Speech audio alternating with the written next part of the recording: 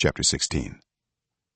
Korah son of Izhar, the son of Kohath, the son of Levi, and certain Reubenites, Dathan and Abiram, sons of Eliab, and On son of Peleth, became insolent and rose up against Moses. With them were 250 Israelite men, well-known community leaders, who had been appointed members of the council. They came as a group to oppose Moses and Aaron, and said to them, "You have gone too far. The whole community is holy, every one of them, and the Lord is with them. Why then do you set yourselves above the Lord's assembly?" When Moses heard this, he fell face down. Then he said to Korah and all his followers, "In the morning the Lord will show who belongs to him and who is holy, and he will have that person come near him. The man he chooses he will cause to come near him. You, Korah, and all your followers are to do this: take censers, and tomorrow put burning coals and incense in them before the Lord. The man the Lord chooses will be the one who is holy. You Levites have gone too far." Moses also said to Korah, "Now listen, you Levites, isn't it enough for you that the God of Israel has separated you from the rest of the Israelite community and brought you near himself to do the work at the Lord's tabernacle and to stand before the community and minister to them? He has brought you and all your fellow Levites near himself, but now you are trying to get the priesthood too.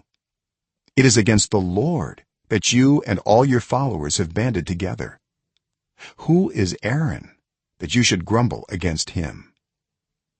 Then Moses summoned Dathan and Abiram, the sons of Eliab, but they said, "We will not come.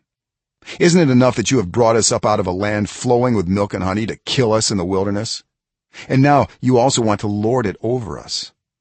Moreover, you haven't brought us into a land flowing with milk and honey, or given us an inheritance of fields and vineyards. Do you want to treat these men like slaves? No, we will not come." Then Moses became very angry and said to the Lord, "Do not accept their offering. I have not taken so much as a donkey from them, nor have I wronged any of them." Moses said to Korah, "You and all your followers are to appear before the Lord tomorrow, you and they and Aaron. Each man is to take his censer and put incense in it, 250 censers in all, and present it before the Lord. You and Aaron are to present your censers also." So each of them took his censer, put burning coals and incense in it, and stood with Moses and Aaron at the entrance to the tent of meeting. When Korah had gathered all his followers in opposition to them at the entrance to the tent of meeting, the glory of the Lord appeared to the entire assembly. The Lord said to Moses and Aaron, "Separate yourselves from this assembly, so I can put an end to them at once." But Moses and Aaron fell face down and cried out, "O God, the God who gives breath to all living things, will you be angry with the entire assembly when only one man sins?" Then the Lord said to Moses, "Say to the assembly, move away from the tents of Korah, Dathan, and Abiram." Moses got up and went to Dathan and Abiram, and the elders of Israel followed him. He warned the assembly, "Move back from the tents of these wicked men. Do not touch anything belonging to them, or you will be swept away because of all their sins." So they moved away from the tents of Korah, Dathan, and Abiram. Dathan and Abiram had come out and were standing with their wives, children, and little ones at the entrances to their tents. Then Moses said, "This is how you will know that the Lord has sent me to do all these things, and that it was not my idea. If these men die a natural death and suffer the fate of all mankind, then the Lord has not sent me.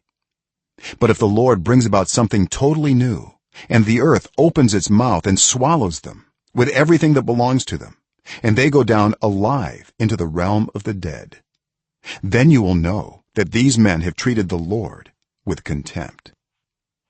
As soon as he finished saying all this, the ground under them split apart, and the earth opened its mouth and swallowed them and their households, and all those associated with Korah, together with their possessions. They went down alive into the realm of the dead, with everything they owned. The earth closed over them, and they perished and were gone from the community. At their cries, all the Israelites around them fled, shouting, "The earth is going to swallow us too." And fire came out from the Lord and consumed the 250 men who were offering the incense. The Lord said to Moses, "Tell Eleazar son of Aaron the priest to remove the censers from the charred remains and scatter the coals some distance away, for the censers are holy, the censers of the men who sinned at the cost of their lives. Hammer the censers into sheets to overlay the altar, for they were presented before the Lord and have become holy. Let them be a sign to the Israelites."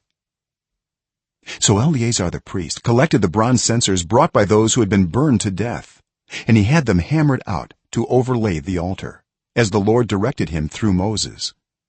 This was to remind the Israelites that no one except a descendant of Aaron should come to burn incense before the Lord, or he would become like Korah and his followers. The next day, the whole Israelite community grumbled against Moses and Aaron. "You have killed the Lord's people," they said. But when the assembly gathered in opposition to Moses and Aaron and turned toward the tent of meeting, suddenly the cloud covered it, and the glory of the Lord appeared. Then Moses and Aaron went to the front of the tent of meeting, and the Lord said to Moses, "Get away from this assembly, so I can put an end to them at once." And they fell face down. Then Moses said to Aaron, "Take your censer and put incense in it along with burning coals from the altar, and hurry to the assembly to make atonement for them. Wrath has come out from the Lord, the plague has started." So Aaron did as Moses said and ran into the midst of the assembly. The plague had already started among the people, but Aaron offered the incense and made atonement for them. He stood between the living and the dead, and the plague stopped. But 14,700 people died from the plague, in addition to those who had died because of Korah. Then Aaron returned to Moses at the entrance to the tent of meeting, for the plague had stopped.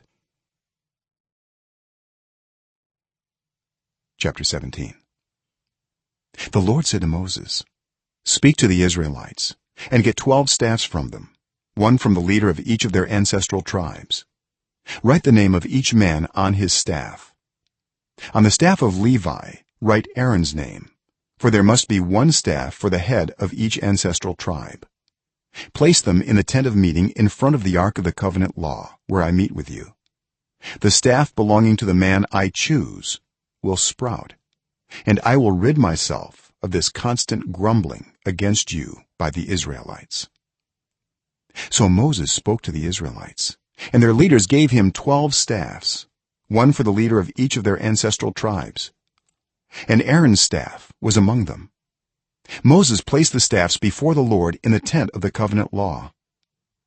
The next day Moses entered the tent and saw that Aaron's staff, which represented the tribe of Levi, had not only sprouted but had budded, blossomed, and produced almonds.